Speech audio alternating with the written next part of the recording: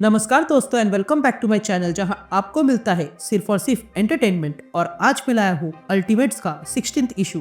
तो यार वीडियो पे नए हो तो वीडियो को लाइक कर देना और चैनल पे नए हो तो सब्सक्राइब कर देना। और साथ ही मेरे चैनल पर ज्वाइन बटन स्टार्ट हो गया है तो आप वहां से ज्वाइन कर सकते हो। और उसी के साथ अब आप मुझसे व्हाट्सएप पर जुड़ सकते हो जिसका लिंक मैं आपको डिस्क्रिप्शन में दे दूंगा। तो यार अब तक आपने देखा कि मेकर ने अर्थ 6160 पर आकर अर्थ को पूरी तरह बदल दिया है और वही हीरोज को रखा है जो उसके काम के हैं, बाकी सब की ओरिजिन बदल दी है। लेकिन फिर कुछ ऐसा हुआ जिसके कारण मेकर ही अपने डोम में कैद हो गया और अब उसे वहां से बाहर निकलने के लिए 3 महीने बचे हैं। इसलिए टोनी स्टार्क अपनी अल्टीमेट्स बनाता है बहुत सारे हीरोज को लेकर ताकि मेकर के आने पर उसका सामना कर सके। और इसी दौरान उन्होंने देश भर में जंग छेड़ी है और इसलिए लोग भी सरकार पर आवाज उठा रहे हैं। और आज हम ऐसे ही एक विलन की कहानी देखेंगे जो अल्टीमेट्स के इन्फ्लुएंस में आकर क्या करती है। तो अब आगे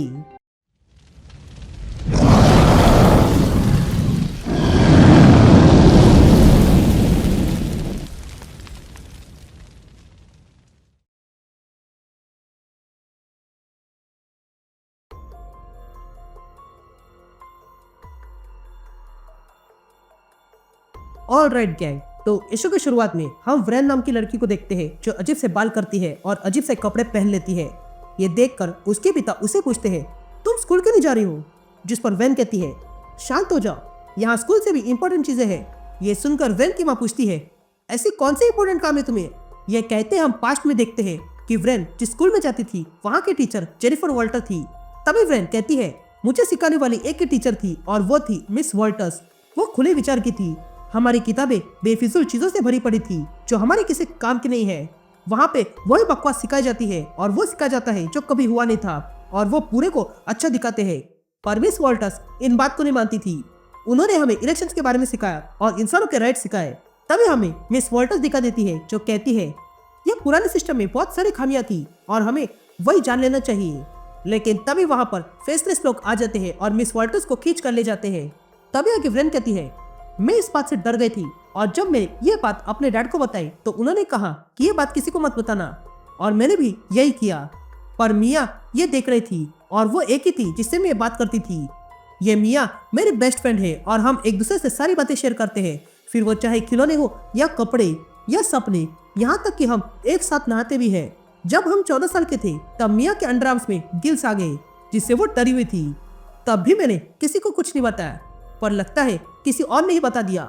एक बार मैं मिया से मिलने उसके घर गई तो उसके पेरेंट्स ने बताया कि अचानक से मिया मरते हुए सो गई। ये सुनकर वेन मिया के पेरेंट्स से पूछती है, क्या उसे कोई बीमारी थी? जिस पर मिया के डैड कहते हैं, वो जेनेटिक था। तब मिया कहती है, मैं जानती हूँ ये लोग झूठ बोल रहे हैं, पर फिर भी मैंने कुछ नहीं कहा। वो मेरी बेस्ट फ्रेंड थी। मैं जानती थी कि इसके पीछे वही फेसलेस लोग हैं, इसलिए मैं चुप रही ताकि मुझ तक ना पहुंचे। लेकिन फिर एक दिन मैंने कुछ ऐसा देखा जिसके बाद मैं चुप कर बैठ नहीं सकती थी। तभी व्रेन टीवी पर जायंट पैन के पैर के निशान देखती है। यहाँ प्रेजेंट में हम व्रेन को देखते हैं जो टीवी देख रही थी। तभी डोरबेल बजती है। ये सुनते ही व्रेन के डैड डोर खोलने जाते हैं, इसलिए व्रेन उन्हें रोकने लगती है। लेकिन तभी बाहर से कोई जोर जोर से दरवाजा ठोकने लगता है। यहाँ पास्ट में हम व्रेन को देखते हैं जो चोरी छुपे अल्टीमेट्स की साइट पर लॉग इन करती है और कहती है, मैंने इन अल्टीमेट्स के बारे में सब कुछ पढ़ा है। ऑफिशियल मीडिया इन्हें बस कार्टून बना के रखा है और ये उससे अलग है, इसलिए मैंने अपने आप को तैयार किया। मैं वो सवाल पूछने लगी जो मुझे पूछने नहीं चाहिए थे। तभी व्रेन सब लोगों से सवाल करने लगती है जिनका कोई जवाब नहीं दे रहा था। मेरे इन सवालों से मेरे पेरेंट्स परेशान हो गए थे। तभी व्रेन के डैड व्रेन से कहते हैं, आज से मुझे अल्टीमेट्स के बारे में कुछ नहीं सुनना है। ये बातें सुनकर व्रेन चुप रह जाती है। लेकिन अब भी वो चोरी छुपे खोज कर रही थी। तभी व्रेन कहती है, मैं अपने पेरेंट्स से छुपकर खोज कर रही हूँ। हालांकि मैं अल्टीमेट्स तक नहीं पहुंच पाई, पर मैंने पता किया कि कुछ लोग ऐसे हैं जो डेमोक्रेसी की डिमांड कर रहे हैं और वे यहीं पर है, इसलिए मैं इसके बारे में जान गई। तभी व्रेन को वहां पर एक दरवाजा दिखा देता है जिसमें से एक आदमी व्रेन को देखता है और पूछता है, पासवर्ड बताओ। ये सुनते ही व्रेन उस आदमी से कहती है, of the people, by the people, for the people. ये सुनकर वो आदमी दरवाजा खोल देता है और व्रेन को अंदर लाता है, जहाँ पर व्रेन देखती है कि वहाँ पर एक संगठन तैयार हो रही थी और वे सच में गवर्नमेंट के खिलाफ लड़ रहे थे। तभी व्रेन कहती है, ये मीटिंग होनी चाहिए क्योंकि जो अल्टीमेट्स ने किया है ये उसी का नतीजा है।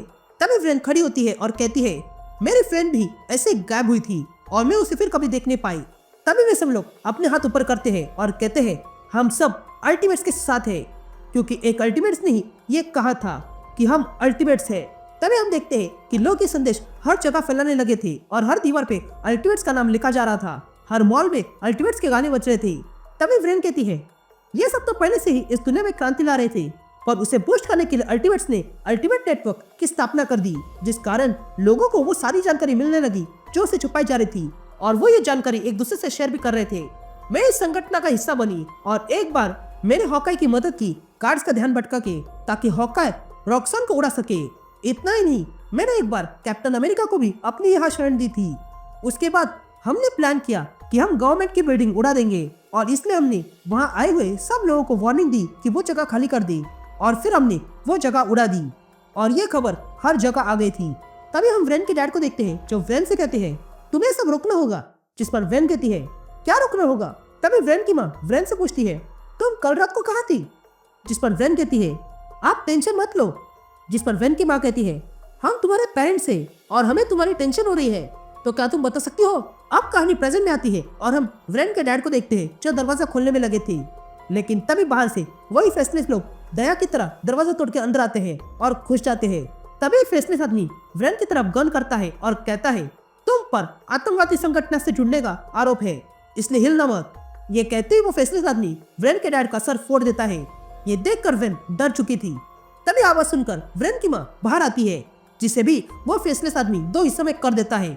ये देखकर व्रेन पूरी तरह डर चुकी थी और वो घर के बाहर भाग जाती है। यहाँ वे फेसलेस लोग ये देखकर बाहर आ जाते हैं ताकि व्रेन को खत्म कर सके। यहाँ बाहर व्रेन अल्टरनेट ऑन करती है ताकि किसी की मदद बुलाई जा सके, लेकिन तब एक फेसलेस आदमी व्रेन को रोकता है। यहाँ पड़ोस के लोग ये देख रहे थे। ये देखकर वो फेसलेस आदमी उन पड़ोसियों को मारने जाता है। तभी वो औरत अपने पास से गन निकालती है और उस फेसलेस आदमी के सर पर शूट कर देती है और व्रेन से कहती है, हमने तुम्हारा संदेश पढ़ लिया है।